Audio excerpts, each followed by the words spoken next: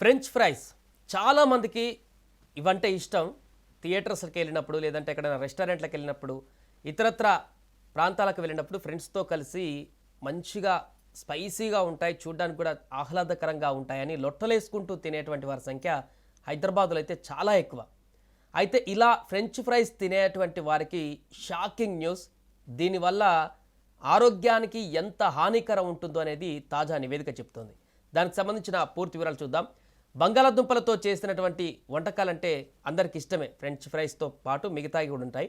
ముఖ్యంగా చిన్న పెద్ద తేడా లేకుండా అందరూ ఇష్టంగా తినేటువంటి ఫ్రెంచ్ ఫ్రైస్ విషయంలో ఒక చేదు వార్త ఇప్పుడు వెలుగులోకి వచ్చింది.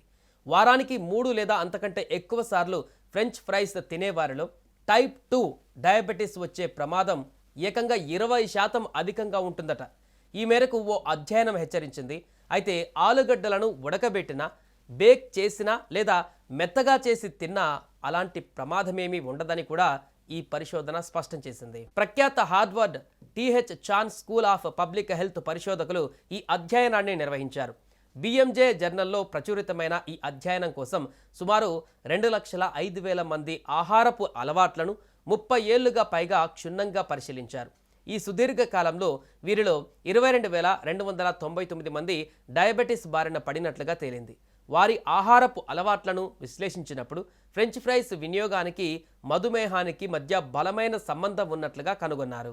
ఈ అధ్యయనం కేవలం సమస్యను చెప్పి వదిలేయకుండా ఒక పరిష్కారాన్ని కూడా సూచించింది. ఆహారంలో ఫ్రెంచ్ ఫ్రైస్కు బదులుగా తృణధాన్యాలను చేర్చుకుంటే డయాబెటీస్ ముప్పు 19% వరకు తగ్గుతుందని పరిశోధకులు లెక్కగట్టారు. ఈ అధ్యయనానికి నేతృత్వం వహించిన ప్రొఫెసర్ వాల్టర్ విల్లెట్ మాట్లాడుతూ, ప్రజారోగ్యం విషయంలో ఈ అధ్యయనం ఒక సులభమైన, శక్తివంతమైన సందేశాన్ని అందిస్తోంది. మన రోజువారీ ఆహారంలో చేసుకునే చిన్న మార్పులే టైప్ 2 డయాబెటీస్ ప్రమాదం పైన గణనీయమైన ప్రభావాన్ని చూపుతాయి.